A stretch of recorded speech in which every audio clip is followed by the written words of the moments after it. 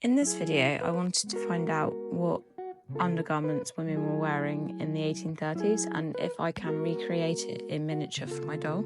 The 1830s are iconic for their ridiculously large sleeves, and I particularly love how elaborate and decorative their dresses and accessories are. The first layer, which acts as a protection for the skin, is the chemise and is often low over the shoulders. On top of this is the corset, and at this time it was fashionable to wear one that had a bust down the centre. The final layer is the corded petticoat, and they were corded during this period to give the skirts more volume and shape. They would also have multiple petticoats on top of this one underneath the skirt. The first thing I'm going to make is the chemise. I cut out the shapes for it and stitched around the edges to tidy it up. I looked at an image of an actual historical garment, and based on the seam lines I cut out the shapes so that I could have the chemise hang over the shoulders. Because the sleeves are hanging over the shoulders, they are very small, and this was a nightmare to sew together.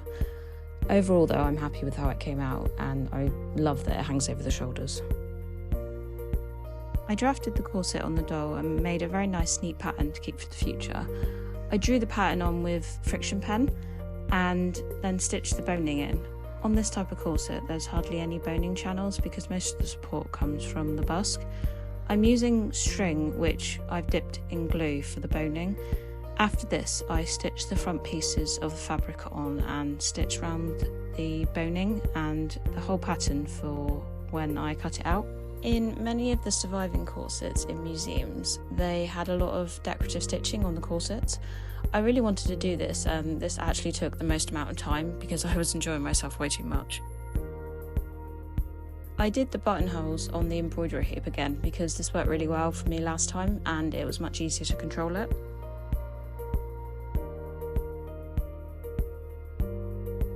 After this, I cut out the pieces and stitched around the edges to keep them tidy, leaving the edges that join up open so I can stitch them together later. After stitching the shoulder panels on, I cut out and stitched around where I'm going to insert the bust pieces. I don't know how I feel about these. It really only works on an actual life-size corset, and because I'm putting it on a doll and she doesn't have a bust, it's kind of pointless. Though it does look okay, it's just lacking in practicality. Stitching these in was also a nightmare because they're so small.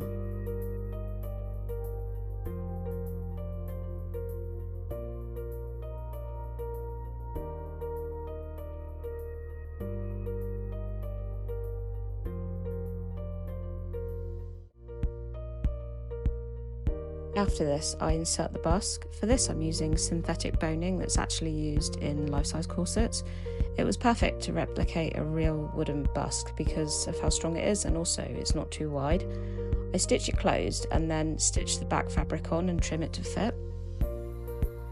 I now stitch all the pieces together before folding over the back fabric and stitching it down.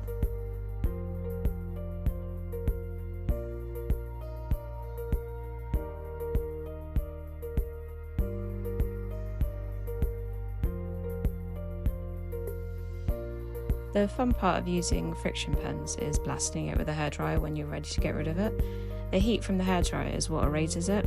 My fingers unfortunately suffered for my art here.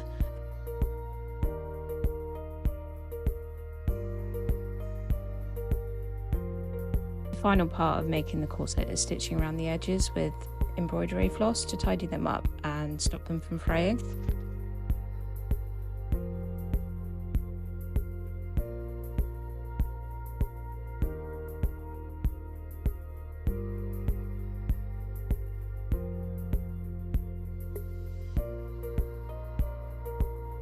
The final piece I'm going to make is the corded petticoat.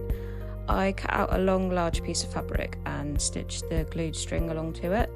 I then cut another long piece of fabric which was going to go on top of this. I cut the height a little longer so that I could arrange it into pleats at the waistband.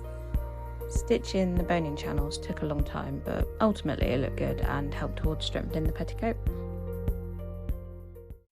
So besides the slightly dysfunctional bust inserts on the corset, the undergarments turned out really well and I was able to recreate them in miniature. Creating the low neckline on the chemise was also quite difficult, but I'm so glad that I did it. This is because I plan to recreate an 1830s ball gown which hangs over the shoulders. I'm hoping to publish a video where I recreate the gown, but I'm going to restrict myself to the working hours that a Victorian seamstress would have been subjected to.